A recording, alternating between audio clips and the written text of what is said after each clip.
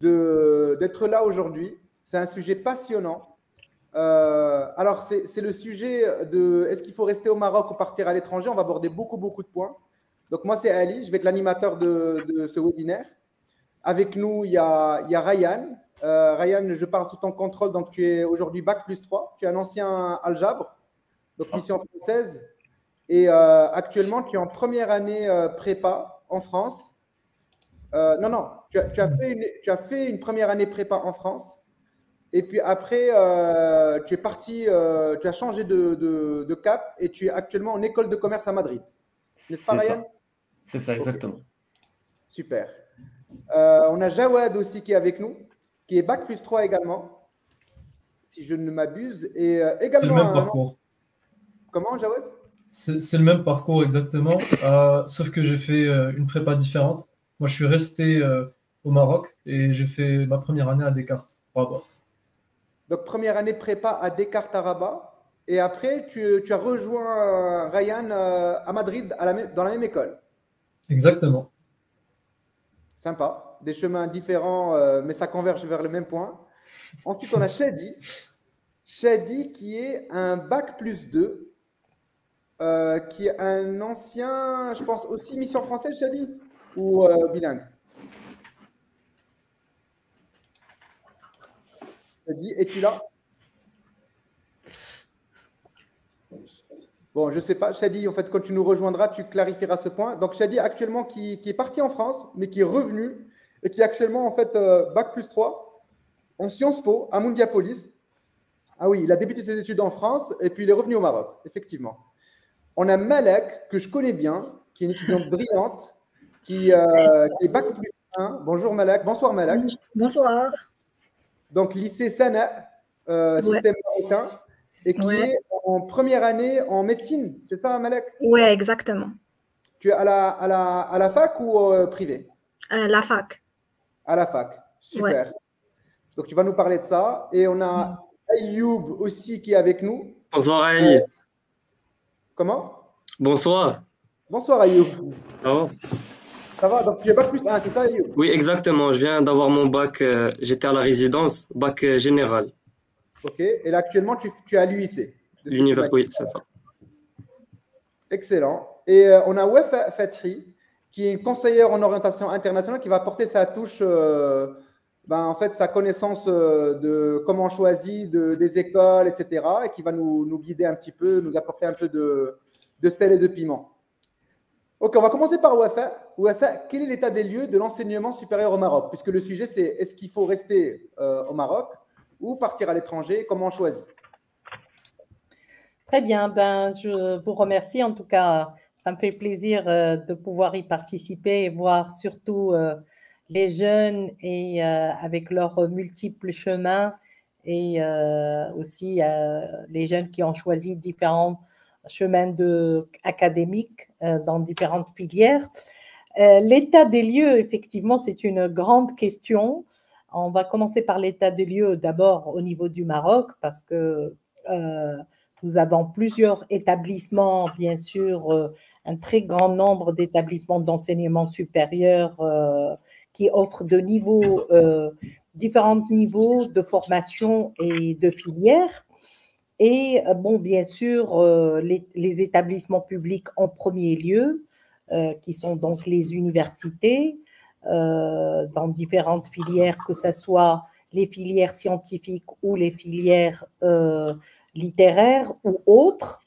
Et actuellement, on a un nombre de 390 établissements publics et privés et un nombre de 900 000 étudiants et 120 000 diplômés que nous avons annuellement. Donc, le système au Maroc, je parle du public, c'est le système LMD, c'est-à-dire licence, master ou maîtrise, plus exactement, comme on l'appelle, et le doctorat. Or, dans la nouvelle réforme, aujourd'hui, nous passerons, et certaines universités, ils ont commencé, à avoir le système de bachelor, c'est-à-dire le 3+2, que le bachelor se fasse en 3 ans plus 2 années pour le master. Ça, c'est pour le système public. Pour le système privé, l'enseignement supérieur privé au Maroc, il est très divers. Il y a des écoles complètement privées avec une connotation francophone et francisante, telles que des écoles françaises, soit indépendantes, sans pouvoir autant nommer les noms des établissements, soit en partenariat avec notamment la proximité avec la France a fait que nous avons beaucoup d'écoles privées, pour ne pas les appeler universités, c'est plutôt des écoles privées, notamment dans tout ce qui est management, business, informatique et des filières plutôt dans les sciences sociales, dans les sciences humaines et le business et l'administration. Donc, à partir de ces établissements privés, il y a aussi des grandes écoles de commerce qui se sont délocalisées au Maroc, où les admissions se font donc sur entretien et admission directe par un jury, au-delà aussi des établissements qui font ce qu'on appelle le Parcoursup. Donc, jusqu'à présent, nous n'avons aucune université étrangère, en bon sens du terme, quand je dis université, avec toutes les filières et tous les départements, qui est basée au Maroc, comme c'est le cas pour, si je dois donner l'exemple du monde arabe, l'American University of Cairo, l'American University of Beirut et d'autres. Donc, bien que dans le système secondaire et le système primaire secondaire, nous avons pas mal de missions françaises, belges, espagnoles, américaines, british. Donc, voilà un petit peu la panoplie. Je voudrais juste, par rapport à cette question, de dire que l'état des lieux fait qu'on réunisse dans ces établissements différents types de bacheliers. Les bacheliers d'établissements publics qui ont connu le bilinguisme au départ, mais par la suite l'arabisation. Donc, ils sont toutes les matières, à l'exception de quelques matières linguistiques, sont enseignées en arabe, et quand ils arrivent donc à l'université, l'enseignement se fait en langue française. Donc déjà, il y a une barrière par rapport à cela et un obstacle qui fait que ça devient difficile. Au lieu de s'attarder sur la pédagogie et sur le contenu, on va s'attarder sur la partie linguistique. La deuxième chose dans ces établissements qui sont divers et qui viennent de différents backgrounds, le problème qui se pose, surtout dans tout ce qui est école privée, notamment pour tout ce qui est business management, que ce soit RH, logistique, audit, finance, c'est qu'il manque les capacités de soft skills. Donc, parce qu'ils viennent de différents backgrounds et par conséquent, tout ce qui est autour de l'esprit d'initiative, tout ce qui est autour des capacités de leadership et tout ça, c'est quelque chose qui ne sont pas vraiment enseignés dans les lycées, notamment les établissements publics. Voilà l'état des lieux pour être très bref. Waouh, tellement de questions. Je vais essayer de m'abstenir pour l'instant. Juste une question très très rapide pour laquelle je souhaiterais une réponse concise. Est-ce que les jeunes aujourd'hui veulent plus partir à l'étranger parce que c'est ce qu'on voit, en tout cas moi c'est ce que je vois dans mon écosystème, ou alors ils préfèrent rester au Maroc? En grand nombre, c'est sûr, pour plusieurs raisons, quand bien même ils ne le souhaitent pas, les jeunes restent au Maroc pour une question aussi de commodité, pour une question budgétaire. Ceci dit, les jeunes souhaitent certainement partir à l'étranger, et les causes de cette décision, ça serait d'abord leur souhait d'aller vers d'autres aventures, vers d'autres environnements académiques et vers tout ce qui est inconnu est toujours beau, leur dream, comme on dit, vers le rêve. Et là, c'est du 46%. Selon un échantillonnage, 46% d'élèves bacheliers veulent partir. Ça, c'est le souhait. Et aussi pour de meilleures opportunités de carrière, parce que la possibilité à l'étranger, c'est qu'ils arrivent toujours à faire des stages, non des stages d'observation, mais plutôt des stages vraiment pratiques. Et là, c'est du 42%.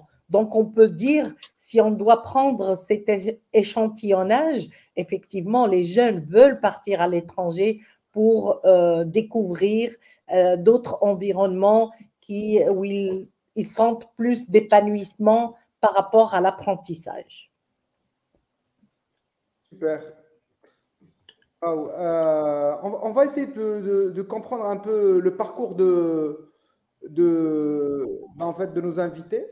Ryan, tu as passé quel concours après, en fait, lors de ton année du bac? Qu'est-ce que tu as obtenu? Tu as passé quel concours? Comment tu t'en es sorti finalement? J'ai juste donc utilisé Parcoursup. J'ai passé aucun concours particulier à part le bac en lui-même. J'ai rien passé d'autre. Tu as été accepté sur dossier? C'est ça, exactement, via Parcoursup. Tu as été parti en prépa. Dans quelle ville? À Toulouse. C'est quelle prépa en Toulouse? C'est au Zen ou l'autre, Saliège. Saliège, ok. Super. Jawad, toi de ton côté? Bah, moi aussi, j'ai utilisé Parcoursup, mais je voulais pas vraiment choisir les universités françaises, même si j'étais accepté. Je pense que mon choix initial, c'était, j'aurais bien aimé être à Dauphine, mais j'étais sur la liste d'attente, je voulais pas attendre. Et en fin de compte, j'ai fini à Descartes, que j'avais même pas listé sur Parcoursup, et donc du coup, j'ai dû passer l'épreuve d'oral de Descartes. Voilà. Ah, une épreuve d'oral. Ouais. Je pense que si on passe pas par, excuse-moi, mais si on passe pas par Parcoursup, il faut déjà présenter son dossier, puis il y a un oral pour décider si on est accepté. Et du coup, toi, tu avais fait quoi comme spécialité en terminale? Terminale, j'ai fait ES, SPMAT. C'était SPMAT. Ah, maintenant, t'es bac plus 3. À l'époque, il n'y avait pas encore la réforme, Oui, c'est ça? il n'y avait pas encore la réforme, exactement. Et de toute façon, on a passé le bac en épreuve continue parce qu'on est de la promo Covid. Donc, il n'y a pas vraiment eu d'épreuve finale du baccalauréat. Super. Tu as eu de la chance, on va dire ça comme ça.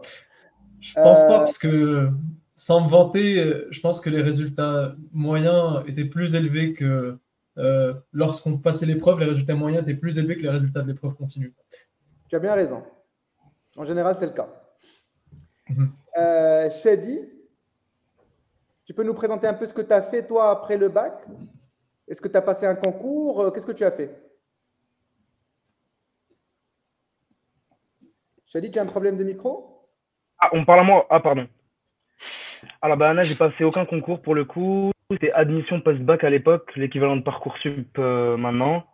Et pareil, donc directement par APB, donc sur dossier uniquement, et donc j'ai été accepté directement. Tu as été accepté où? À Toulouse Capitole, en administration économique et sociale. Et donc c'est sur dossier uniquement, du coup. Très bien. Et Melek, toi qui fais médecine actuellement?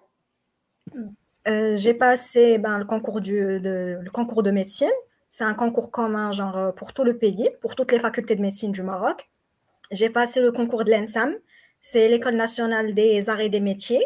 C'est une école d'ingénierie. Et j'ai aussi passé l'épreuve écrite de l'APESA. C'est une année préparatoire pour l'école d'ingénierie en agriculture et vétérinaire. Voilà.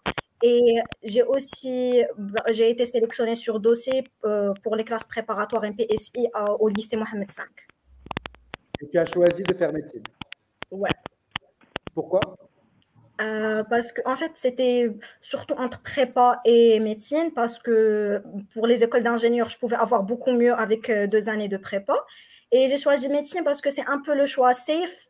Avec prépa, tu sais jamais, tu n'as pas, tu fais pas bien dans le CNC, qui est le concours commun que tu passes après 2 ans. Après, tu peux avoir l'ENSAM que j'ai eu en première année. Du coup, je voulais pas me tuer en prépa pendant 2 années pour peut-être avoir une grande école, soit au Maroc, soit en France. Un choix stratégique. Ouais, exactement. Et on passe à Ayoub.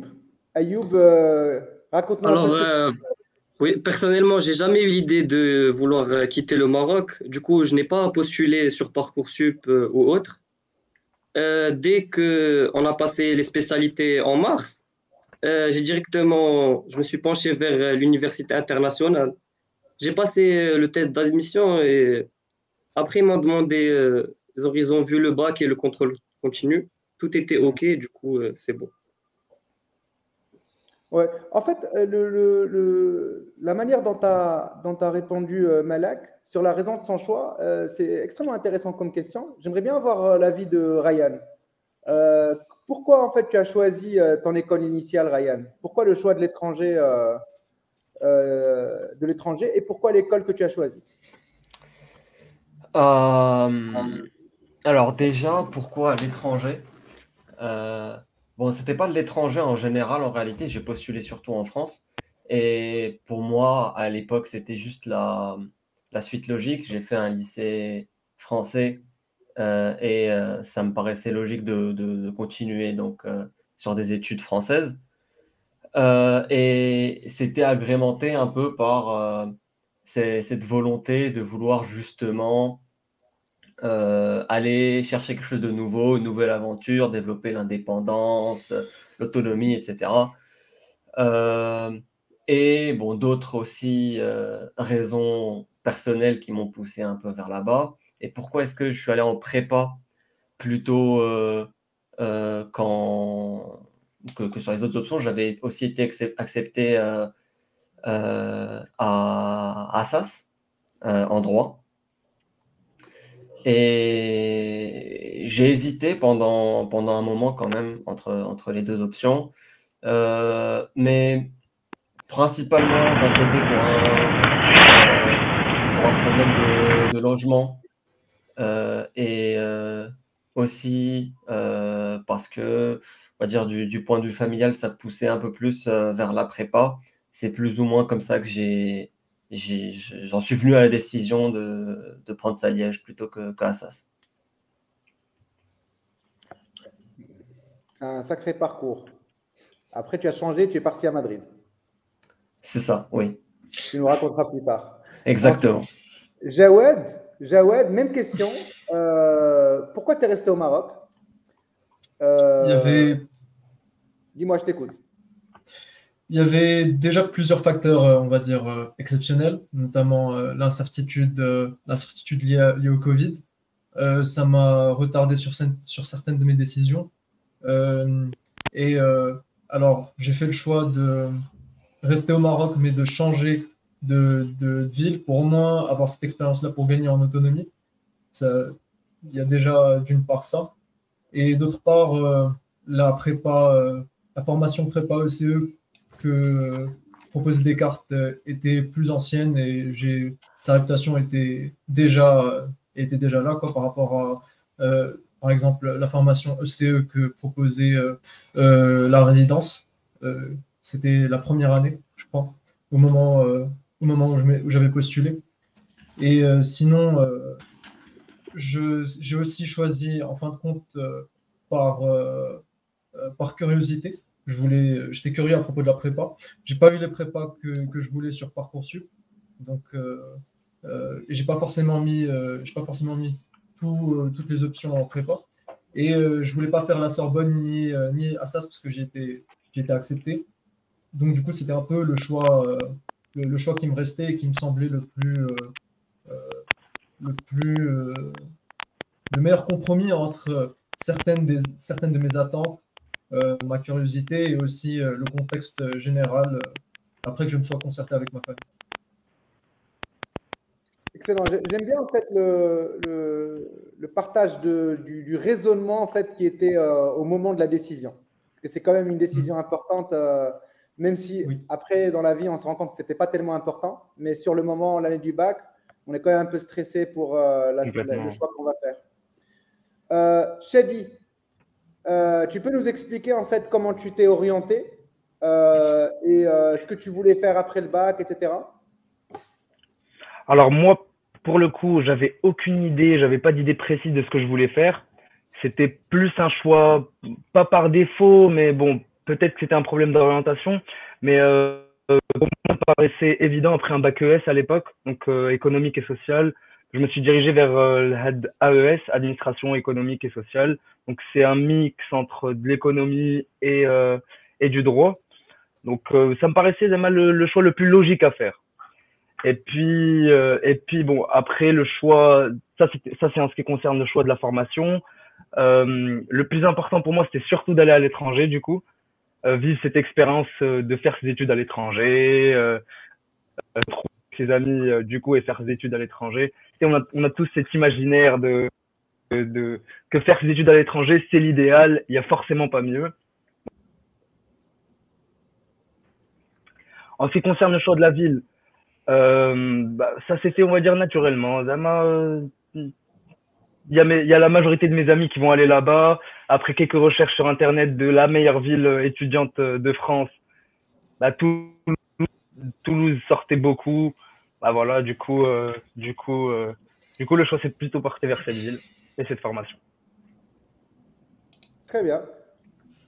Et toi, Malak, je sais que tu as déjà répondu partiellement à la question, mais est-ce que tu veux rajouter quelque chose par rapport à ton choix de médecine versus prépa versus ENSA, ENSAM? Bon, comme j'ai dit, bon, c'est le choix safe. Il y a aussi, bon, j'ai toujours eu un rêve d'être médecin. C'est un rêve d'enfant, surtout quand tu regardes les séries de médecine qui existent. Après, par rapport à la ville, pour moi, bon, la prépa, j'avais eu mon premier choix, c'était Casa. Du coup, j'avais pas d'autre choix. Aussi, vu que je vis sur Casa, j'ai pas droit à une autre ville en ce qui concerne la fac de médecine. Du coup, j'ai pas trop eu le choix quand, genre, par rapport à la ville, c'était plutôt imposé sur moi.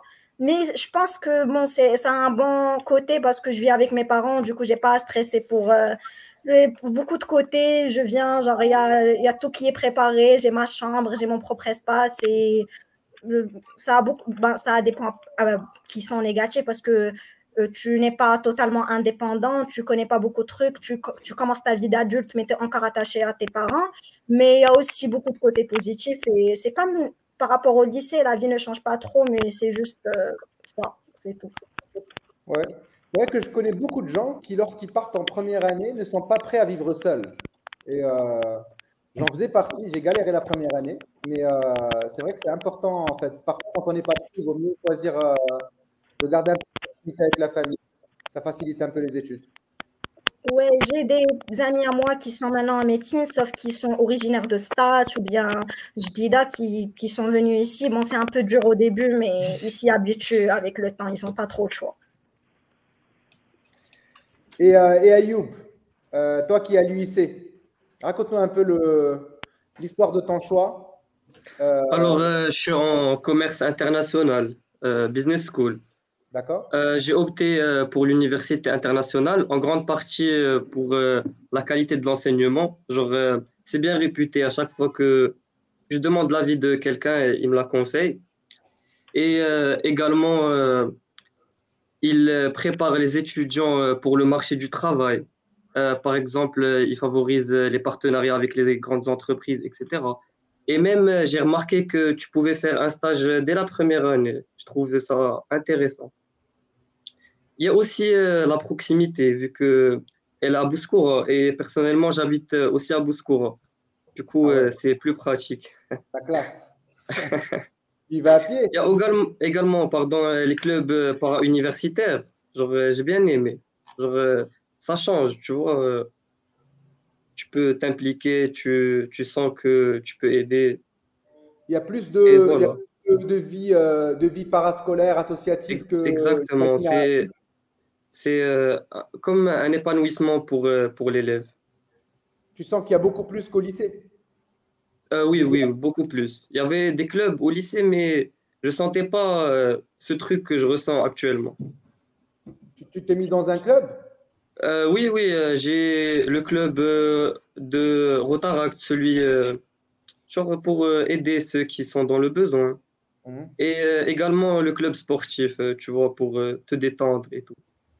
Magnifique. Ok, on a fait le tour rapide et j'aimerais bien avoir l'avis de Wafa sur. En fait, aujourd'hui, en fait, on entend qu'il y a beaucoup d'universités qui s'installent au Maroc, que fondamentalement, on peut avoir quand même un certain éventail de choix. Comment est-ce qu'un bachelier aujourd'hui peut décider sur quels critères est-ce qu'il veut rester au Maroc ou pas? Bien sûr, le critère financier budgétaire, mais est-ce qu'il y a d'autres paramètres? Est-ce que tout est effectivement au Maroc par rapport aux études qui sont faites, que ce soit la mission française, belge, américaine, etc. Ou alors est-ce qu'on est un peu obligé de partir à l'étranger pour avoir une qualité éducative universitaire à la hauteur de ses ambitions? Très bien. Ben, c'est sûr qu'il y a pas mal de filières et de formations au Maroc. Mais en fait, le choix, comment il se décide, c'est en fonction aussi de pas mal de critères. En premier lieu, pour les élèves avertis, ils cherchent l'accréditation, la notoriété de l'université et pas simplement la notoriété de l'université, c'est aussi ce qu'on appelle le ranking, vraiment le classement des filières de telle ou telle université. Maintenant, quand il s'agit bien sûr d'écoles d'ingénieurs ou de médecine, ça va de soi, je dirais même que ça va de soi, à moins que ça soit vraiment une décision personnelle, mais nous avons au Maroc des filières très intéressantes et en médecine, d'autant plus que ça serait beaucoup plus intéressant que ça soit fait au Maroc pour des questions pratiques et puis aussi comment dirais-je, euh, de, euh, De reconnaissance? de reconnaissance, voilà, de reconnaissance. La même chose pour les ingénieurs. Nous avons de très bons écoles d'ingénieurs. C'est très laborieux. Il y en a qui sont avec prépa intégrée, d'autres qui sont avec prépa à part. Et c'est ça qui fait que les jeunes, après le baccalauréat, ont cette frayeur de passer par les 2 années de prépa et de finalement de se rendre compte qu'ils n'ont pas le profil d'ingénieur ou ça ne répond pas à leur motivation. Maintenant, par rapport à aller à l'étranger, il y a une multitude, il y a des universités même publiques en Europe, telles que l'Espagne, la Hollande, le Portugal, qui sont complètement en anglais. Alors, c'est là où vraiment le bas blesse, où pour certains qui ne sont pas anglophones, il leur faut quand même de booster leurs compétences linguistiques. Bon, je ne parle pas bien sûr des écoles et des universités qui sont en Angleterre ou aux États-Unis. Et puis, le process est différent. Le process en termes donc d'admission, de dossier, de ce qu'on appelle le Common App pour, par exemple, l'université américaine, quand bien même on peut avoir un bac type établissement public marocain ou français. La mise à niveau, c'est des examens comme le TOEFL, comme le IELTS, comme d'autres, le Cambridge, qui mettent à niveau. Donc, c'est pas simplement ceux qui ont fait l'école américaine qui peuvent prétendre à aller à des universités anglo-saxonnes. Là, je m'attarde sur les universités anglo-saxonnes, combien même en Europe. La deuxième chose, c'est aussi, il y a la possibilité en ayant un bon dossier académique, et pas simplement le système anglo-saxon notamment, il ne s'attarde pas simplement sur l'académique seulement, mais aussi l'appartenance et l'affiliation à des clubs, le travail pour la communauté, même travailler dans des ONG, donner de son temps tout ça, ça fait partie des choses qui montrent les capacités de leadership, de prise d'initiative et de pouvoir même gérer un club entrepreneurial au lycée. Donc, c'est des plus qui ajoutent des éléments complémentaires et qualitatifs au dossier d'admission. Donc, voilà un peu un schéma global.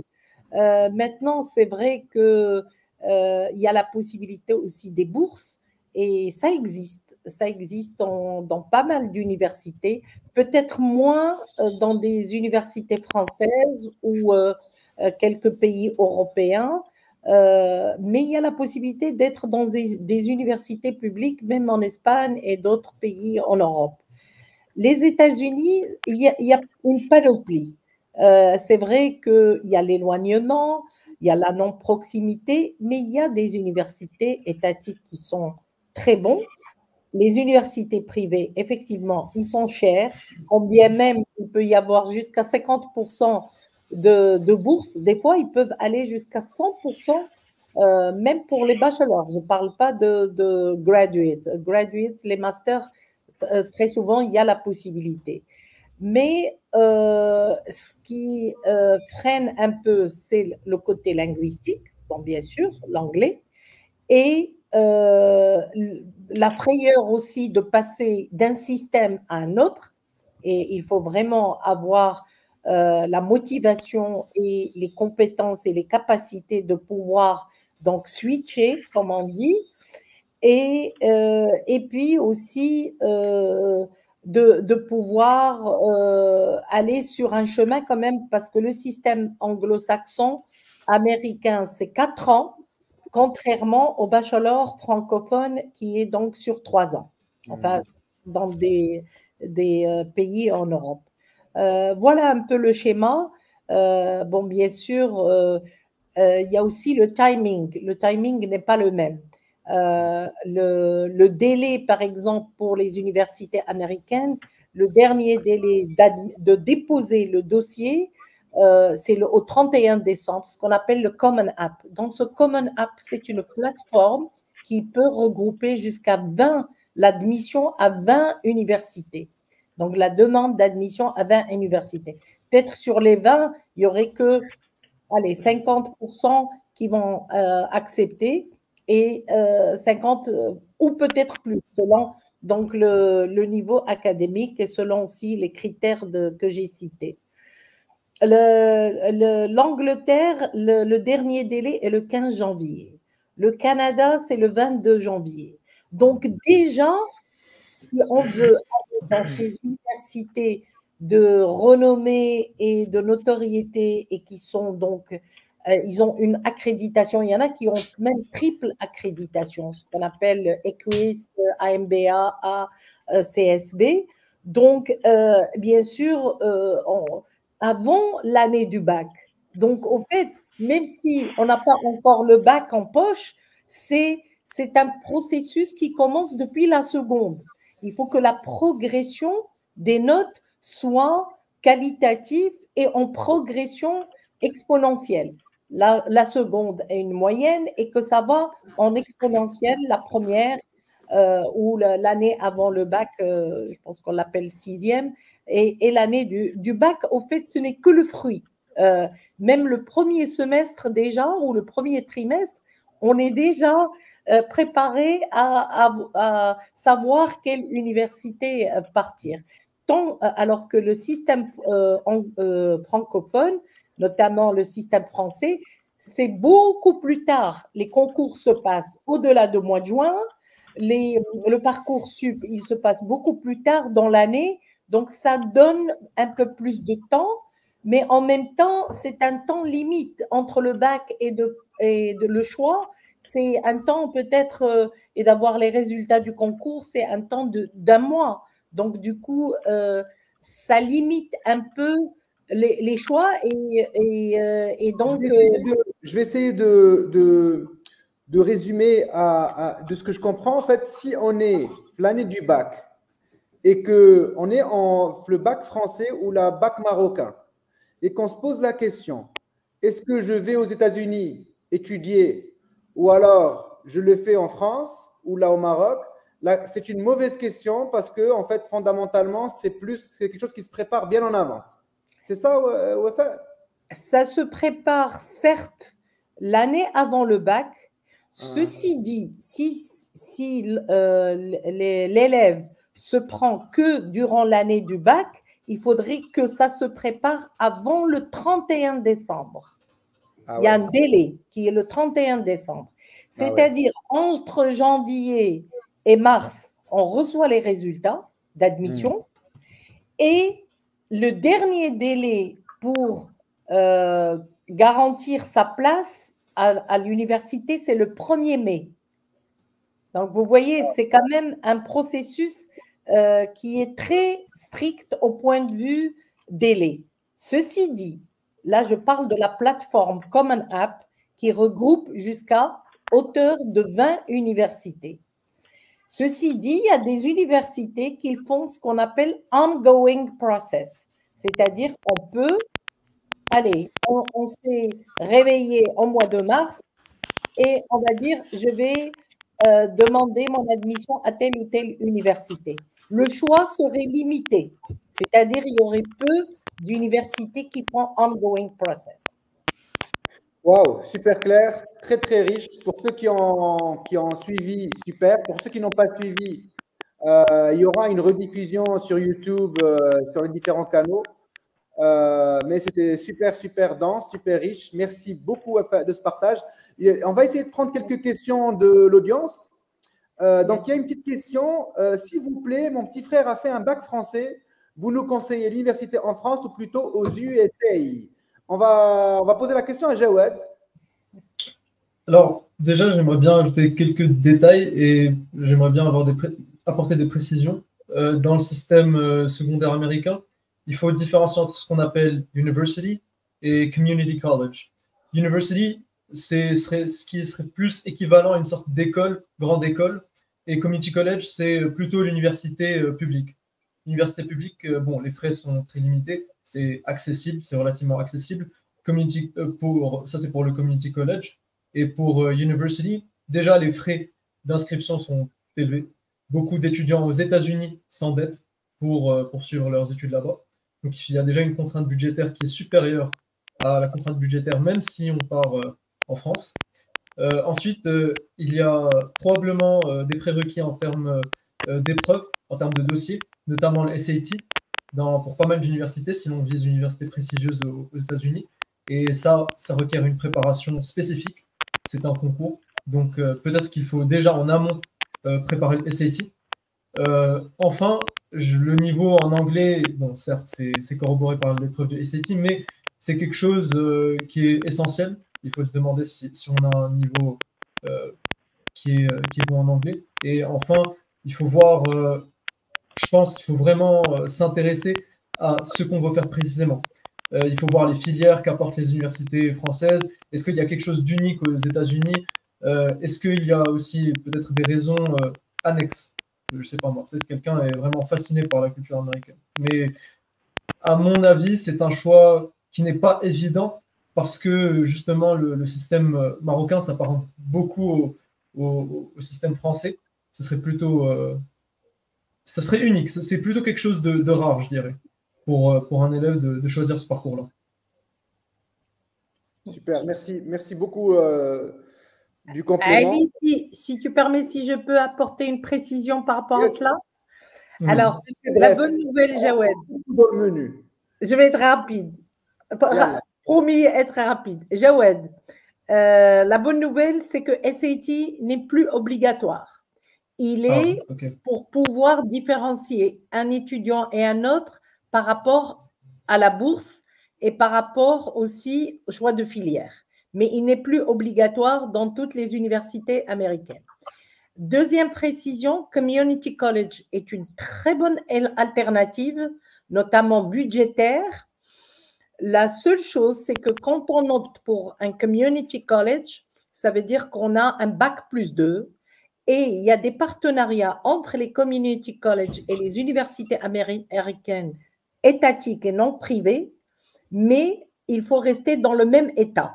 Je prends un exemple, si quelqu'un qui opte pour une université, un community college en Floride, par exemple, un nom, pour ne pas citer des noms, et qu'il doit partir par la suite à faire après le bac plus 2, il doit rester dans l'état où il a eu son bac plus 2. Voilà. Super. On va prendre une autre question pour toi, Wafa, parce que vraiment, tu nous apportes un peu de light à l'américaine. Il y a une question de Kinza qui dit, alors, dans un autre cap géographique, pour faire des études à Belgique ou en Allemagne avec un bac français, est-ce qu'il faut une homologation préalable? C'est à moi de répondre, n'est-ce pas? Oui. L'homologation avec un bac français? Exactement, elle dit bac français. Pour faire des études en Belgique ou en Allemagne? Non, pas du tout. Non. Ça serait en fonction donc de l'université ou l'école, si elle est anglo-saxon ou en fonction des demandes de dossier. Mais non, l'homologation du bac français, non, absolument pas. Il y a une question aussi est-ce que c'est la même Kenza? Ah, Kenza, tu es active.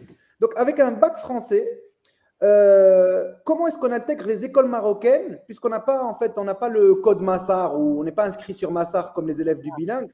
Comment on fait? Moi, je vois beaucoup d'élèves qui passent les concours, qui préparent les concours avec admission et qui ont juste le bac français, et je pense que c'est possible, mais je ne sais pas comment techniquement.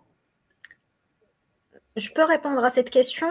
L'année dernière, quand je postulais pour les écoles, la première question qui a été posée, c'était est-ce que tu es bac marocain ou tu es bac étranger? Ça, c'est pour les écoles, c'est-à-dire ENSA, ENSAM, médecine, ENCG, c'est la première question qu'on pose. Par rapport aux classes prépa, je ne sais pas parce que moi, j'ai postulé via Massar. Du coup, je ne sais pas, mais par rapport aux autres écoles, ils passent le concours avec nous. C'est la même plateforme. Quand ils ouvrent, c'est sur Jihnet. Du coup, il y aura des annonces. Pour nous, c'était juste après le bac, l'année dernière. Mais tout le monde postule dans la même plateforme et on passe le même concours. Du coup, ouais, c'est possible. Génial. Je savais qu'on avait tous les ingrédients pour répondre à l'ensemble des questions. Pour l'instant, ça se passe bien. Donc, merci Malak. Merci de la clarification. Alors, on va passer à une question un peu différente. École versus prépa. Alors, Malak avait clarifié un petit peu à sa manière de choisir en termes de gestion de risque. Mais j'aimerais bien poser la question à Ryan, Jawad et Shadi. Pour quelles raisons avez-vous choisi de faire une prépa et non une école, ou une école et non une prépa? Ryan. Alors, je pense que je ne suis pas concerné, Anna. En l'occurrence, j'ai ni fait d'école, ni fait de prépa. C'est vrai que toi, tu es parti à Toulouse. Mais je pense Ryan, Jawad et Ayoub. On va commencer par Ryan.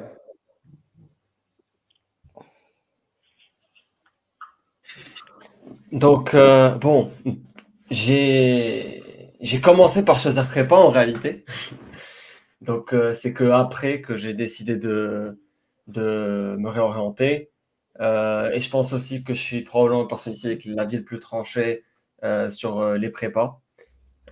Et ça, particulièrement, donc, je vais développer sur la prépa pour les classes CPGE, donc sur le parcours grande école économique. Donc effectivement, ça va toujours être vendu comme la voie royale vers la réussite, etc. Mais là, actuellement, plus les années passent et plus la qualité dans le classement et dans les débouchés des grandes écoles françaises est en train de s'écrouler.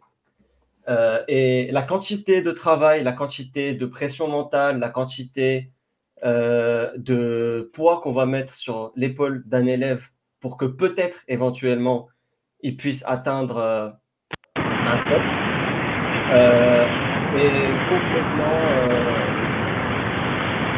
est complètement disproportionné. Et je dis ça parce que si on met de côté top 1, top 2, qui ont des politiques d'écrémage qui sont très claires, c'est-à-dire que ce n'est pas des formations, c'est la crème de la crème qui est sélectionnée. Si on met de côté ces écoles-là, il y a très peu de débouchés réellement intéressants en fin de compte, surtout quand on sort de cette sphère francophone, en fin de compte, dans laquelle elle-même, le marché du travail commence à se saturer de plus en plus.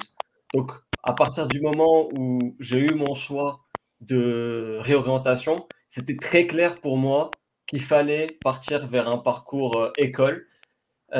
Et ça, c'est pas juste parce que c'est plus facile, c'est parce que ce temps que tu obtiens en plus, il est extrêmement important. Parce que c'est là où naissent les soft skills, c'est là où naît le network, c'est là où naissent les choses qui te différencient. Parce que si on veut juste atteindre cette excellence académique pour se comporter comme des robots, n'importe qui peut le faire pour 30 euros par mois aujourd'hui. C'est ce qui nous fait, nous, de manière unique, qui va nous permettre d'exceller dans le monde du travail. Magnifique. J'adore. Moi, j'ai aussi un avis sur ça, mais j'adore. Moi j'ai fait une prépa intégrée et on disait toujours, en fait, moi, je fais une prépa intégrée scientifique. On disait, il vaut mieux faire une prépa économique parce qu'au moins, si tu réussis pas, au moins, tu auras un bagage culturel. Parce qu'en prépa scientifique, tu peux sortir de là et tu sais parler que maths et physique et encore, ça va te servir dans la vie, c'est pas certain. Mais bon, c'est un débat, Ryan. Mais je partage totalement ton point de vue sur les soft skills et l'importance de vivre en fait ces études de manière humaine également, pas simplement sur le côté performance académique. Merci beaucoup, Ryan. Franchement, inspirant. Prépa, tu as fait une prépa, je crois, juste après le bac. Oui. Pardon pour moi. Je n'ai pas entendu. Jawad, tu as fait une prépa juste après le bac. Oui, j'ai fait une prépa juste après le bac. J'ai fait prépa au Maroc spécifiquement. Et je pense que déjà, il faut comprendre dans quoi est-ce qu'on s'intègre. Et j'aimerais d'abord en préface dire que j'ai choisi de faire une prépa pour faire une école de commerce.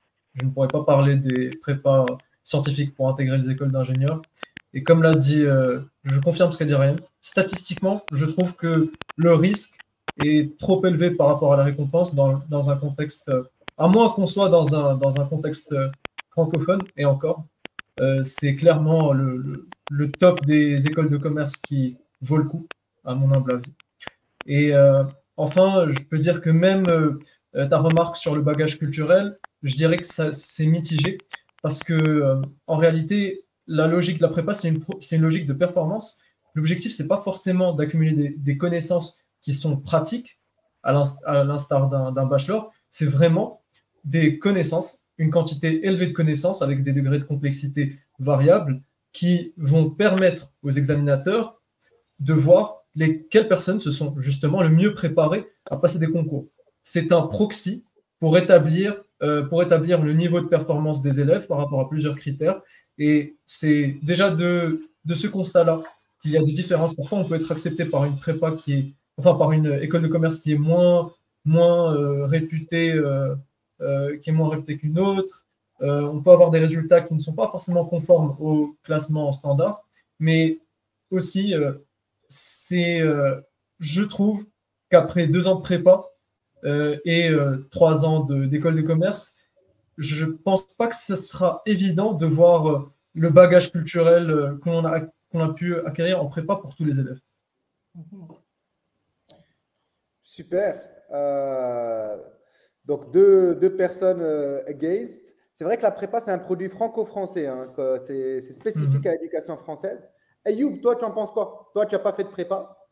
Oui, j'ai pas fait de prépa, alors je vais rejoindre leur avis. J'ai choisi une école car j'ai jamais eu l'idée de faire une prépa. Ça demande un travail très acharné, même dans les matières scientifiques. Et en toute honnêteté, je suis pas le meilleur dans ce domaine.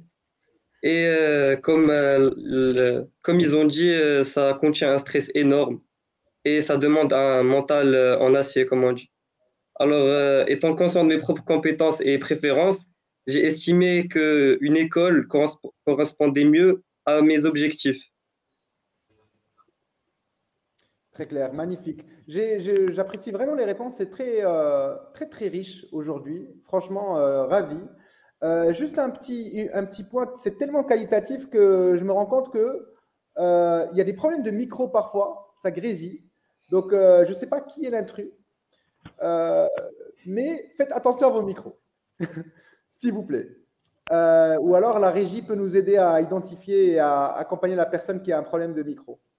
OK. Est-ce que Wafa, tu veux commenter ce choix, prépa, pas prépa? Effectivement, comme ce qu'il a dit Ryan à juste titre, prépa avait une connotation prestigieuse et de différenciation pour certaines écoles, notamment de commerce ou d'ingénieurs et tout ça. On ne peut y accéder que si on a fait les 2 années de prépa. Or, ce qui arrive, c'est qu'aujourd'hui, effectivement, les jeunes bacheliers,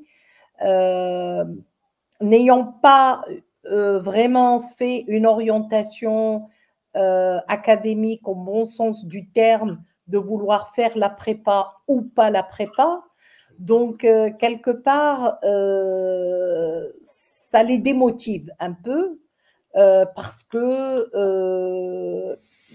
c'est de pouvoir investir 2 années et peut-être de se rendre compte que ce n'est pas exactement ce qu'il vaudrait faire.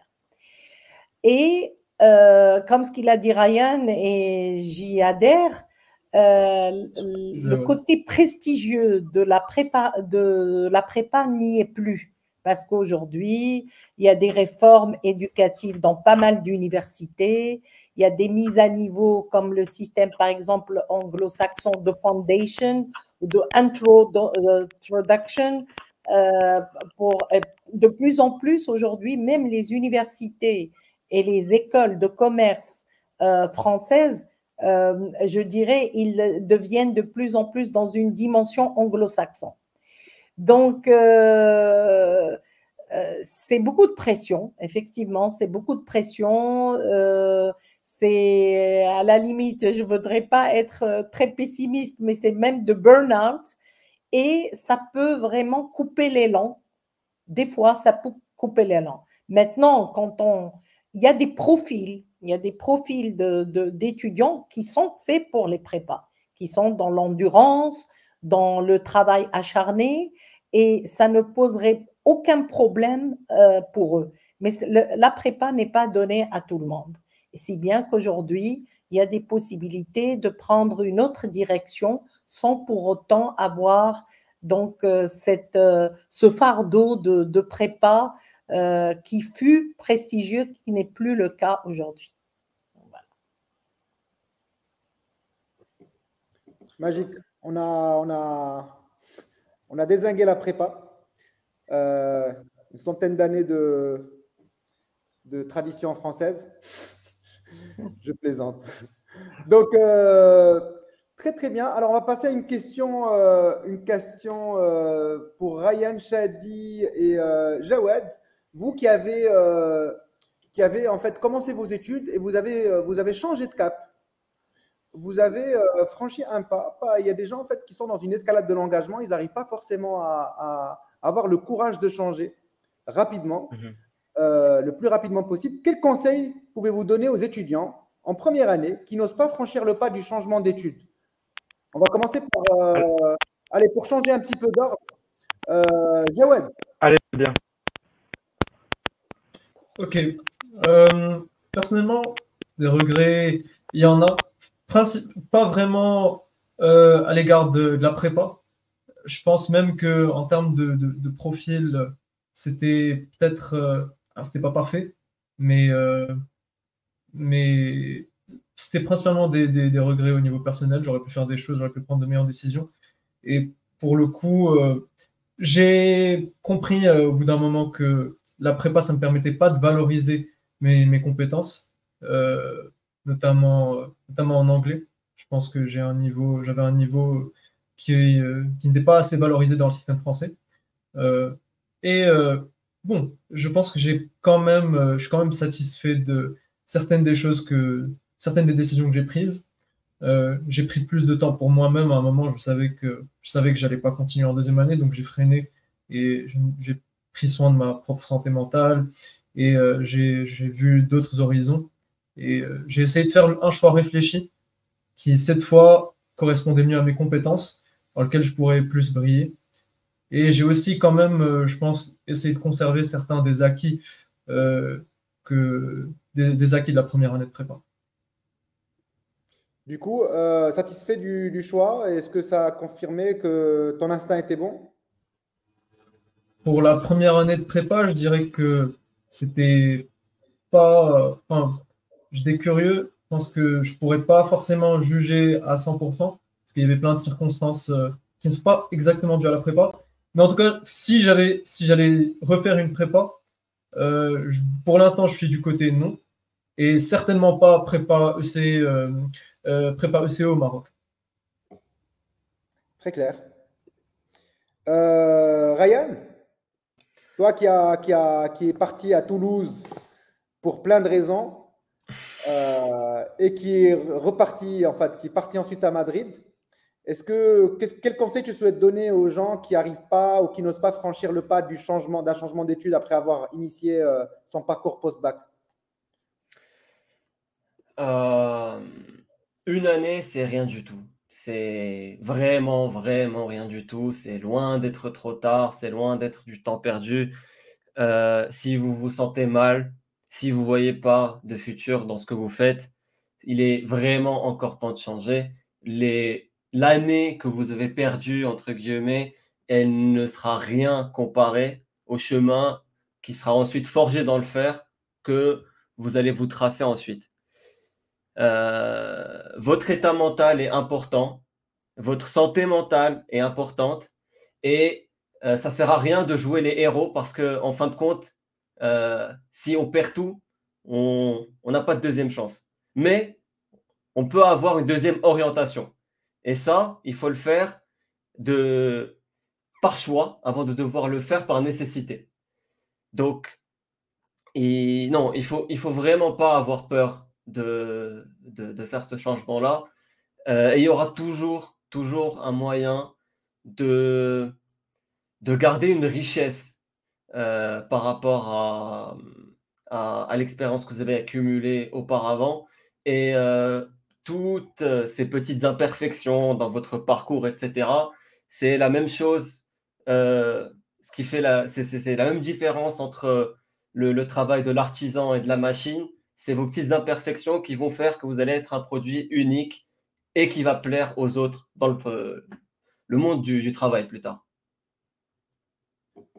Donc, du coup, toi, en fait, tu dis qu'il faudrait choisir en fait quelque chose qui nous plaise et ne pas et oser franchir le pas du changement le plus tôt possible.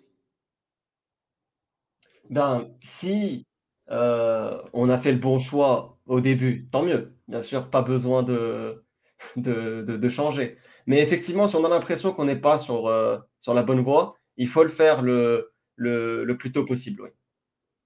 Et j'aime bien, tu le dis, avant que ça devienne une nécessité. C'est ça. Effectivement, avant qu'on soit en fait dans une sorte de dissonance finalement entre ce qu'on souhaite et ce qu'on a. C'est cette frustration Exactement. qui, au fur et à mesure du temps, elle peut s'agrandir et nous créer des vrais problèmes psychologiques et parfois sentir un fardeau dans sa vie. Merci Ryan, merci du partage, génial. Et on va partir à Shadi qui a aussi en fait, qui a aussi été à Toulouse d'ailleurs, avec toi Ryan. Je ne pense pas que vous vous connaissiez. Et qui est revenu au Maroc. Vous ne connaissez pas, non, Shadi? Non, bah pas encore. Hein. Ok. Ça ne saurait tarder. Mais alors pour répondre à la question, du coup, alors Anaë, pour moi, il n'y a pas de débat là. Vraiment à changer. On a en moyenne quoi, 18 ans quand on a son bac. Donc écoute, si la première année nous convient pas, si on sent qu'il n'y a pas de perspective, qu'il ne voit pas, on se sent pas bien, on parle on parle vraiment d'une carrière. On parle de ce qu'on compte faire pour le restant de notre vie, on va dire. Donc si vraiment ça ne matche pas, faut pas hésiter. Que ce soit la première année ou même la deuxième année, pour moi, il y a pas de débat. Faut pas hésiter. Et donc toi, Du en fait, tu étais à Toulouse et tu es revenu au Maroc. Et je suis revenu au Maroc. Alors j'ai fait du coup alors là, on peut, pour le changement, alors j'ai connu beaucoup de changements. Alors du coup, j'ai fait une première année d'administration économique et sociale. J'ai arrêté. J'ai fait 3 ans de psychologie. J'ai arrêté quand même. Et c'est pas, je suis pas psychologue aujourd'hui. Donc, et là, je fais sciences politiques. Donc, il y a eu du changement et franchement, j'ai aucun regret dans tout ce que j'ai fait. De toute façon, toutes les formations que, que j'ai faites, bah, elles restent quand même enrichissantes. C'est pas une perte non plus. Donc voilà. Et personnellement, je peux l'attester parce que j'ai déjà travaillé avec Shadi lors d'un stage. Et c'est quelqu'un de brillant à tout effet.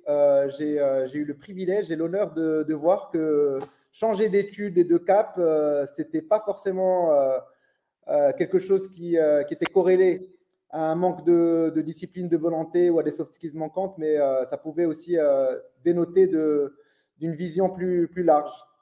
Et je pense que c'est quelqu'un qui va réussir. Complètement. Ok, on passe à la question suivante. On est un peu short en temps, c'était tellement riche. Alors, Malek Ayoub, vous débutez vos études, vous deux. C'est quoi les différences entre le lycée et les études? Il y a beaucoup de différences pour être honnête. Moi, l'une des raisons pourquoi j'ai choisi médecine, parce que, bon, là, on l'appelle la pression sociale, mais c'est juste que toute ma famille voulait que je fasse médecine. Ils étaient tellement fiers de moi quand je l'ai eu. Du coup, il y a aussi cette envie de les rendre fiers que j'ai totalement négligé la médecine et les différences que je vais avoir parce que quand même prépa, c'est assez semblable au système du lycée, au moins au Maroc. Mais médecine, c'est totalement différent. Tu te retrouves dans une amphi de 600 personnes. Le prof, tu ne le connais pas, il ne te connaît pas. Tu as des polycopes comme ça à apprendre par cœur parce que les 2 premières années, c'est que des connaissances et il faut tout apprendre parce que au bac, j'étais sciences maths, du coup, c'était plus des maths, de la physique, de la chimie, c'était beaucoup d'exercices, mais maintenant, je me retrouve à devoir apprendre par cœur beaucoup de trucs, beaucoup de connaissances et au début, c'était très dur, j'ai même commencé à regretter mon choix et je me disais, j'ai plus droit aux classes prépa, pourquoi j'ai fait ce choix, je vais peut-être repasser les concours et tout. Mais tu t'y habitues avec le temps, pour être honnête, et ouais, c'est tout. Super. Ayoub, tu veux compléter avec ton expérience personnelle? C'est quoi la Oui, bien différence sûr, parce que mon cas est très différent de celui de Malek. ouais? La différence entre lycée et les études sont significatives. Au lycée, on suit plus un programme qui est plutôt général, tandis qu'à l'université, on se spécialise dans ce qu'on veut faire, commerce dans mon cas. De plus, à l'université, je trouve il y a plus d'indépendance et de responsabilité. Et contrairement au cas de Malek, nous, on est toujours une vingtaine en classe. C'est bien structuré et c'est bien pour l'assimilation individuelle de chacun. Alors, dans mon cas, j'ai eu un bac français qui m'a permis d'intégrer plusieurs écoles, mais j'ai choisi l'université internationale. Ma filière est commerce international, du coup, j'ai 50% de mes matières qui sont en français et l'autre en anglais. Et j'ai aussi plus de temps libre. Et en ce qui me concerne, dans mon temps libre, je passe plus de temps dans le monde de l'entreprise, ce qui me permet de vivre une expérience réelle et comprendre les nuances du commerce international. En fait, j'ai une idée et c'est celle d'adopter un système dual entre l'université et l'entreprise dès la première année et ne pas attendre jusqu'à l'obtention du diplôme. Tu veux faire quoi? Commerce, transport international, pour être plus précis. Super. Donc, dès le départ, en fait, tu veux un peu comme une sorte d'alternance, comme un système Oui, d'alternance. voilà, c'est un système dual dès le début et pas attendre jusqu'à l'obtention du diplôme. C'est Excellent. enrichissant pour Bah oui. l'épanouissement personnel. Donc, avec l'aspect théorique et l'aspect pratique pour engranger de Voilà, l'expérience. c'est un mix. C'est quelque chose qui est fourni par l'UIC, c'est ce mode dual, c'est ça? Par l'UIC et je me réfère plus à mon père qui est dans ce domaine et je le vois comme une source d'information et d'expérience genre, pour avancer, pour réussir. Excellent. Super. Merci. Super, merci, merci beaucoup. Alors, en fait, on a abordé le sujet du changement de cap, du changement d'orientation et est-ce qu'il faut changer et s'il faut changer, ben, il faut le faire le plus vite possible. Est-ce que fondamentalement, pour ceux qui ont fait un choix de changement après un premier choix d'études, donc en fait, je fais 1 ou 2 ans après le bac et après, je me réoriente sur autre chose. Est-ce qu'on a des regrets de ce premier choix? Est-ce qu'une fois on a virevolté, on a changé de cap, est-ce qu'on regrette d'avoir fait cette erreur initiale, on va dire, erreur entre guillemets? Euh, et si c'est le cas, est-ce qu'on pense qu'on a été mal orienté? Qu'est-ce qui s'est passé? Pourquoi a-t-on été? Est-ce que c'était une erreur nécessaire? Pour utiliser un terme, la nécessité d'en parler tout à l'heure, Ryan, ou pas? Donc, je vais laisser Shadi répondre, mais j'aimerais bien avoir l'avis de tous ceux qui ont changé de cap. Et leur partage d'expérience m'intéresse vraiment, sincèrement. Shadi, tu veux répondre? Alors, pour moi, forcément, le regret, rater une première année. Attends, Shadi. Il y a un petit problème de Ouais. micro. Alors, est-ce que tu peux régler le problème de micro? Parce que là, on n'a rien entendu. Bon.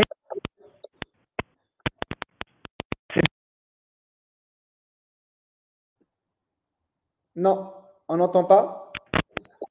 Là, c'est bon normalement. Essaye de ne pas trop bouger. On va essayer de t'écouter attentivement. Il y a forcément un regret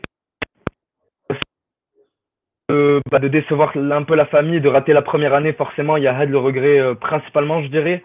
Mais c'est tout aussi enrichissant dans le sens où c'est une année perdue sur papier, mais en termes de compétences, on perd pas grand-chose et surtout, on fait ce qu'on aime faire, ce à quoi on est destiné ce à quoi on est destiné à bosser, à faire, à travailler, etc. Donc forcément, il y a de la petite part de regret, mais qui reste éphémère. Donc, on parle de toute une vie à ce moment-là. C'est 1 an, 2 ans de raté, donc c'est totalement éphémère. Et mis à part ce petit côté, la famille finit toujours par comprendre. Et puis une fois que tu as trouvé ta voie, écoute, à ce moment-là, c'est plus que des bons ou mauvais souvenirs. Voilà. Super. Merci, merci Shadi. Ryan, tu veux compléter? Oui. Moi, déjà, pour répondre à la question principale, je ne pense pas que j'ai de regrets. J'ai été, je pense, clairement mal orienté à ce moment-là. Et l'environnement dans lequel on m'a jeté, et peut-être que ça, c'est un peu plus spécifique quand même à la prépa que j'ai faite, et ce n'est pas un constat qui a généralisé. Je pense que la situation dans laquelle j'étais, on ne peut pas préparer un lycéen à y être. Donc, nous, Jawad et moi, on vient du coup du système d'Al-Jabr, qui, à un moment, fut un temps, et était censé correctement préparer les élèves pour le supérieur et donc les écoles prépa, notamment. Et quand on va normalement en école prépa, on est censé se sentir plus ou moins, plus rapidement à l'aise. Ça a été un peu mon cas quand j'étais allé. Et j'ai rapidement été au-dessus en termes de performance que les autres camarades avec lesquels j'étais. Et pourtant, ce n'était pas vendu d'avance parce que j'étais le dernier accepté dans la prépa. À pas grand-chose, on n'allait peut-être même pas me permettre d'y aller avec Parcoursup. On connaît déjà. Donc j'y vais et rapidement on met un pins sur ma tête. Ok, cette personne-là a certaines capacités académiques. Du coup, la stratégie prépa, ça va être toujours, nous on est classé en fonction des élèves qu'on arrive à envoyer dans les top CPGE. Donc on va le faire passer dans une case particulière où on va essayer de le traire jusqu'au 100. Ça passe par plus de focus, on va dire, sur les devoirs, l'école, euh, des trucs qui des fois étaient vraiment à la limite du légal, comme écouter aux portes, essayer de confisquer certains objets personnels, etc., pour vraiment te mettre dans le focus total de, du travail. Et ensuite, ça va partir dans le fait de commencer à employer des moyens contournés, comme envoyer des mails aux parents, etc. On va vraiment essayer de te mettre dans ce truc-là. Et quand tout ça a pas fonctionné pour eux, quand j'avais un peu émis cette réticence d'essayer de me mettre dans le moule qui voulait me mettre dedans, ils ont commencé à appliquer une espèce de stratégie à mon insu, qui n'a été avouée que plus tard par eux, malheureusement, où ils ont commencé à diviser par deux quasiment toutes les notes que j'avais pour me donner la haine et me donner envie de plus travailler. Ça a vraiment pas marché, ça m'a juste complètement dégoûté de ce que je faisais. Et quand je l'ai appris, parce que c'est pas le premier réflexe qu'on a en réalité, c'est très dur pour un élève d'imaginer qu'il y a un complot spécifiquement pour lui. Tu n'auras jamais imaginé ça. Mais apparemment, c'était le cas. Enfin, apparemment, c'était le cas. Et ça m'a poussé vraiment à bout, malgré toute la préparation, entre guillemets, que j'ai pu avoir avant. Et il y a des choix où, mentalement, des personnes vont être dans des situations pour différentes raisons qui vont les pousser à bout. Et à ce moment-là, quand on est au fond, on n'a pas envie de rebondir, on n'a pas envie de se réorienter. En fait, on a envie de rien faire. Mais c'est justement à ce moment-là, quand on trouve la force de rebondir, quand on trouve la force, malgré tout ce qui nous retient, de passer vers quelque chose de nouveau, c'est vraiment à ce moment-là qu'on sait qu'il y a très peu de choses qui vont arriver qui peuvent nous arrêter. Il y a très peu de choses qui vont arriver qui peuvent vraiment être un obstacle à notre réussite.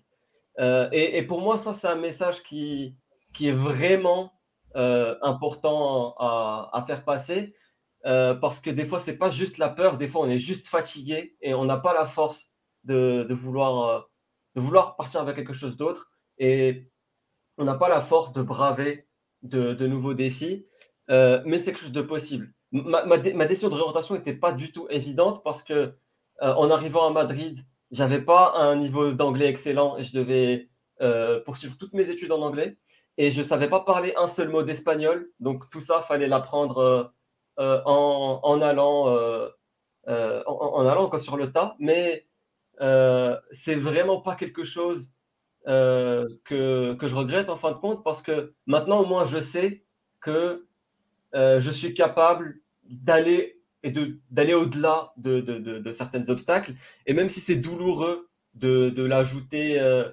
en tant que cicatrice, c'est quand même quelque chose dont je me cache pas et que je porte plus fièrement que douloureusement aujourd'hui. Magique. Moi, j'ai un raisonnement aussi en fait similaire. Il y a beaucoup de personnes qui pensent que dans la souffrance, c'est un synonyme d'effort. C'est-à-dire plus ils souffrent, plus ils sont en train d'avancer et de faire des efforts. Et c'est pas forcément une logique qui est salutaire sur le long terme. Il faut savoir quand s'arrêter. Donc, c'est quelque chose que j'aime partager. C'est que, en fait, fondamentalement, il ne faut pas toujours associer positivement le fait de souffrir au fait de réussir. Ce n'est pas forcément la même chose. Donc, merci. Merci encore une fois, Ryan, de partager ton expérience avec beaucoup de sincérité. Et donc, Jawed, tu veux compléter? Oui. D'ailleurs, j'étais vraiment... je peux dire que je connais très bien l'expérience de Ryan, puisqu'on a eu une correspondance tout au long de la première année. On a tous les deux partagé des moments de surprise et notre expérience en prépa. Et je veux dire que mon problème, moi, à Descartes, était différent, mais tout aussi, on va dire, douloureux. Et c'est sûr qu'il y a des cicatrices après cette première année, certainement. je pense que le problème chez moi venait principalement d'un manque d'émulation et d'une frustration. Il y avait il y avait une dichotomie claire entre mes ambitions et ce qui est la réalité. Euh, pour donner plus de contexte, en réalité, arrivant en prépa, on constate que à Descartes, j'ai constaté qu'il y avait des élèves qui n'étaient pas forcément dans une logique de, déjà de compétition ou même de performance, alors que j'étais vraiment allé en essayant de mettre à l'esprit le fait que je voulais essayer, je voulais prouver que un élève qui avait pas des mauvaises notes, mais qui n'était pas forcément un très grand bosseur, pouvait changer d'attitude et gagner et se voir grandir en prépa. Et une fois arrivé, j'ai quand même constaté qu'il y avait en termes de collectif, il y a eu plusieurs facteurs qui m'ont démotivé. Des élèves qui avaient clairement des lacunes sérieuses que ce soit en mathématiques d'une part ou en ESH d'autre part. Et en fin de compte, il y a aussi ma frustration personnelle. J'étais pas habitué à certaines façons, à certaines pédagogies. Et j'ai aussi constaté juste qu'il y avait un véritable souci général en mathématiques, une dissatisfaction très claire en ce qui concerne le niveau et la pédagogie de notre professeur de mathématiques. Et ça m'a forcé dans une spirale qui était pas saine du tout. Typiquement, je sais pas moi, pas dormir 3 heures par jour, essayer de chercher n'importe quel autre professeur pour faire des cours supplémentaires pour essayer d'agrémenter mon niveau. Et mon expérience n'est même pas la pire. J'ai des camarades qui aussi ont fait, ceux qui ont vécu ce même problème-là, de manque de satisfaction de la pédagogie en prépa et qui ont agrémenté ça d'un travail personnel qui est nécessaire en réalité. Hein. Tout le monde fait ça, ça faut le savoir. Et enfin, le choix, je l'ai fait sans regret. Et d'ailleurs, pour la petite histoire, c'est moi qui avais recommandé le choix du parcours d'aller à IE, à Ryan. Parce que pour ma part, ça me complémentait très bien. C'est un diplôme assez unique de business et de relations internationales, ce qui me permet vraiment d'exploiter mieux mes capacités, les capacités que j'avais développées par moi-même, par mon propre ressort durant le lycée. Mais je savais aussi que Ryan, il avait ces capacités-là de leadership qu'il avait déjà exploitées avant et que je pense que pour son bien, développer ses compétences linguistiques en anglais lui est vraiment devenu un atout redoutable dans son arsenal. Voilà. Donc, et ça a aidé, notre camaraderie nous a aidé à vraiment nous forger et on s'est beaucoup aidé durant ces années-là d'éducation supérieure. Donc, vous vous êtes entraidés pour faire des choix courageux et vous vous êtes retrouvés, c'est ça? Vous vous êtes retrouvés à Madrid? Alors, pour être plus spécifique, on a choisi de passer nos 2 premières années à Ségovie. C'est un campus différent que propose notre université parce qu'on n'avait pas forcément, on voulait voir ce serait quoi la différence. Et oui, là, on est actuellement à Madrid. Et par extension, nous sommes aussi colocataires. Voilà. Waouh! Waouh! C'est comment on appelle ça? C'est un brolove? Je sais pas, il y a un truc, un terme pour ça en fait. La bromance. Un bromance, voilà, c'est ça, c'est un bromance. Exactement. Super. Bah, merci du partage. Ok, on va poser en fait une question assez sur le plan un peu de la logistique et aussi un peu d'affectif. Est-ce que l'éloignement familial n'est pas trop dur? Ou alors c'est compliqué pour concilier la distance, la gestion logistique, les études en plus à l'étranger?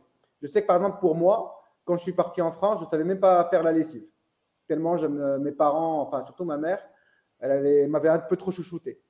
Donc, est-ce que c'est pas trop dur en fait de partir à l'étranger et la distance? Donc, je vais vous poser la question à vous deux, Ryan et Jawad, parce que vous êtes à l'étranger actuellement. Comment ça se passe? Je Bon, peux commencer, bah, hein, ça ne dérange ouais. pas. Tu veux commencer? Euh, ouais, j'aimerais bien commencer. Ok, vas-y. Déjà, pour la première question, éloignement familial, ça aide d'être en coloc avec un autre Marocain et aussi quelqu'un avec lequel on a passé tout notre collège et tout notre lycée. Donc peut-être que notre expérience elle est un peu biaisée de ce côté-là. Sinon, au niveau franchement, du point de vue juste de l'éloignement familial, c'est vrai que ça se ressent, mais je pense que c'est un facteur qui nous motive euh, plus qu'autre chose, parce qu'on a on a envie de représenter ses proches, on a envie de les rendre fiers, on a envie de les revoir. Et pour le coup, j'ai pas forcément pour moi le mal du pays ou quoi que ce soit. Au contraire, je suis juste encore plus fier de mes proches, de ma famille. Ça ne m'a fait ça ne fait que renforcer l'amour que je porte pour mon pays et ma famille. Super. Et toi, Ryan, enfin, je pense après 3 ans, c'est un peu plus facile, non? Que la Ouais, c'est première année. sûr. J'ai quand même eu l'expérience 1 an quand j'étais en France, donc sans colocataire, un peu tout seul. Bon, bah, on apprend à faire la lessive, on apprend à faire le ménage, ça, on va pas y échapper. On Euh, galère. mais non, en vrai, je pense que oui, il y a une difficulté qui est liée à ça, mais c'est pas un frein pour moi. C'est quelque chose qui, en fin de compte, comme dire, rend notre retour au pays beaucoup euh, plus impactant. Maintenant, tout ce qui était acquis pour nous, quand on revient, on est content de le revoir, on est content de manger avec la famille et de ne pas être les personnes qui ont préparé le plat. Euh, on est content que nos habits se retrouvent dans nos placards comme par magie. Euh, mais non, on garde contact aussi. On n'est peut-être pas là physiquement, mais vous inquiétez pas, vos mamans vont vous appeler un peu trop jusqu'à ce que vous soyez clair avec elles. Ok. Super, Ryan. On passe à ceux qui sont restés au Maroc. Est-ce que vous constatez un changement? Comment se passe études et vie de famille? Est-ce que vous avez observé des différences avec vos parents juste après, parce que vous êtes resté au Maroc, vous êtes toujours avec vos parents, n'est-ce pas, Malak? Tu habites toujours avec tes parents? Ouais, exactement. J'habite toujours avec ma mère. Pour moi, comme je l'ai déjà dit, ma vie, elle n'a pas trop changé du lycée, surtout que même ici, je vis avec mes parents. Aussi, à l'université, à la fac, ben, j'ai déjà 3 potes à moi qui étaient avec moi au lycée. Mais genre mes 3 meilleurs potes, du coup, je me suis retrouvée. C'est comme au lycée. À part les différences, tu es un peu plus autonome, plus libre parce que t'es adulte, mais en vrai, ça ne change rien. C'est un peu comme si tu vivais tout seul parce que pour moi, mes parents, ils me laissent faire, ma mère, elle me laisse faire mon propre truc. Mais aussi, tu as le cozy, ta chambre, tu viens, tout est préparé. Surtout que moi, je vis avec ma grand-mère, du coup, c'est le paradis dans ce côté. Et en même temps, ils te laissent faire ton truc parce que tu es adulte maintenant, il faut apprendre à vivre. Et en même temps, je pense que ta mère, maintenant, elle n'a plus le bagage pour suivre de près tes études, ce que tu fais en termes de contenu de chapitre. Ouais, exactement. Du coup, avant, elle savait un peu trop parce qu'il y avait les profs à cap mission, elle posait des questions et tout. Maintenant, je pense qu'il n'y a pas beaucoup de personnes qui font médecine. Du coup, je suis bien là. Je suis hyper bien. C'est top. C'est l'autonomie par construction. Et toi, Ayoub, comment ça se passe Alors, là? moi, je suis resté au Maroc, je vis toujours avec mes parents. Alors, je vais aborder en premier lieu la vie à l'université. Alors, elle se passe à merveille, la vérité. C'est la première fois qu'aller en cours est cool. Il y a un nouvel environnement, nouvelles rencontres. Tu étudies ce que tu veux faire, du coup, c'est intéressant. Et la vie de famille, je sens que j'ai plus de responsabilités au quotidien. Mes parents sont aussi contents de voir que je suis heureux dans ce que je fais. Il est vrai que le rythme et les exigences des études ont parfois restreint, pardon, le temps que je peux consacrer à ma famille. Mais dans un côté positif, cela a rendu chaque moment en leur compagnie d'autant plus précieux. Donc là, maintenant, t'as dépassé ta crise d'adolescence, quoi. C'est ça? Oui, exactement, c'est ça. Dans un sens, oui. Profite plus de la famille maintenant que tu n'as pas le temps. Oui, En fait, en exactement. C'est le économie, on plus dit que la important. valeur des choses dépend de leur rareté.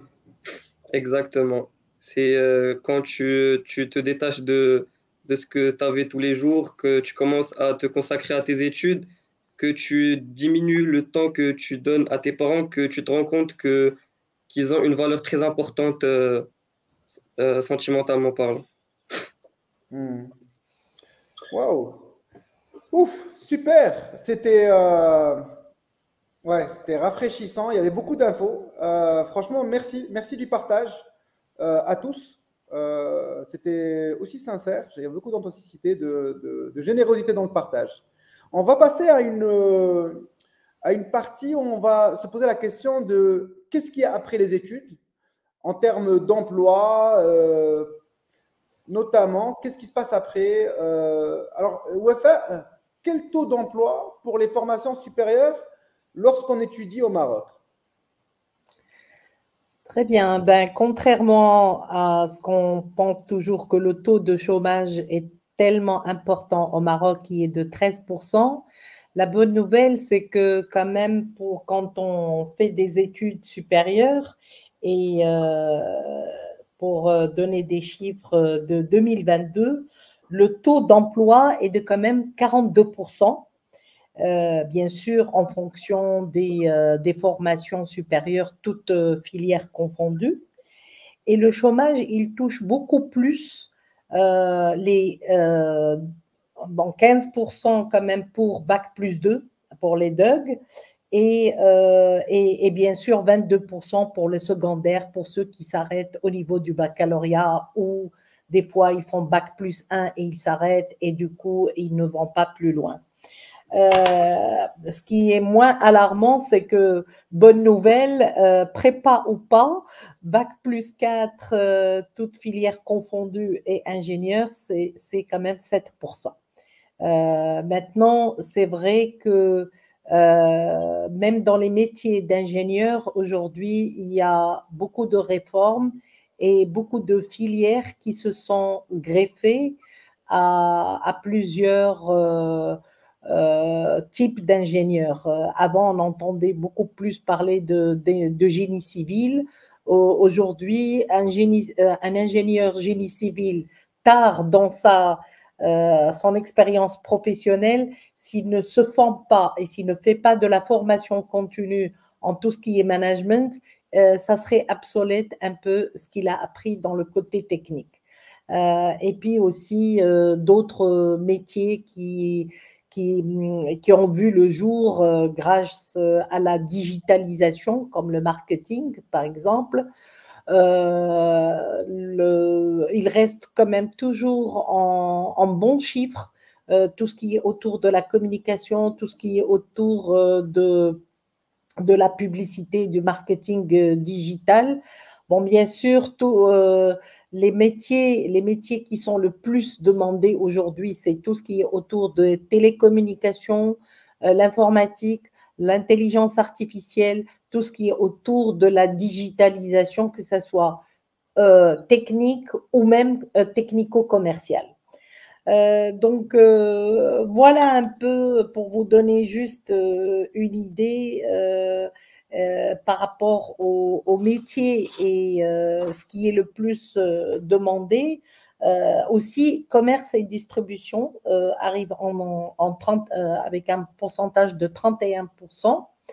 Ce qui reste intéressant à savoir, c'est que certaines universités publiques au Maroc ont quand même revu leur façon de faire en termes de pédagogie, quand bien même on peut, si vous voulez, les incriminer de par la pédagogie ou le manque de financement ou l'infrastructure. Certaines universités sont parties vers l'entrepreneuriat. Et puisque donc le schéma, si vous voulez, de l'emploi au Maroc tourne autour de l'entrepreneuriat, il y a même des universités publiques, j'entends bien publiques, qui ont des incubateurs, qui ont des startups et qui ont des partenariats avec, c'est des initiatives vraiment à applaudir, qui ont des partenariats avec des secteurs privés pour la question de financement, notamment avec des banques de la place, et qui ont des partenariats même avec des organisations internationales de développement économique. Et ça fait plaisir de pouvoir vraiment voir cela, parce qu'on ne peut pas laisser simplement le tissu économique autour simplement de pouvoir préparer les jeunes au marché de l'emploi que s'ils font des écoles prestigieuses privées. Donc voilà, je voulais vous donner un peu un aperçu par rapport donc au taux de l'emploi et puis aussi par rapport aux métiers qui sont le plus demandés. Il y a tellement de choses à dire, Wafa. Merci beaucoup. Merci pour cette intervention. Merci de nous avoir éclairés. Pour tous ceux qui ont besoin d'orientation, ils peuvent solliciter en fait Wafa à travers Cap Mission. Mais de manière générale, en fait, je veux juste en fait dire bravo à tous nos intervenants pour le partage époustouflant d'expériences qu'il y a eu aujourd'hui. Vraiment, en fait, je tiens à vous remercier de tout cœur. C'était magnifique. Je vous dis à bientôt et je dis merci à toutes les personnes et je pense qu'il y a beaucoup de personnes qui nous ont suivis aujourd'hui. Mais sachez que vous pouvez également trouver ça, je pense, dans quelques jours sur YouTube et dans tous les réseaux sociaux. Voilà, je souhaite à tout le monde et à tous nos étudiants de très, très belles carrières. Je pense qu'il y avait beaucoup de matière grise aujourd'hui. Je vais m'arrêter là. Je vous dis encore une fois merci et bonne soirée, bon week-end les amis. Merci beaucoup, bonne soirée. Merci. Merci. Merci à tous. Merci.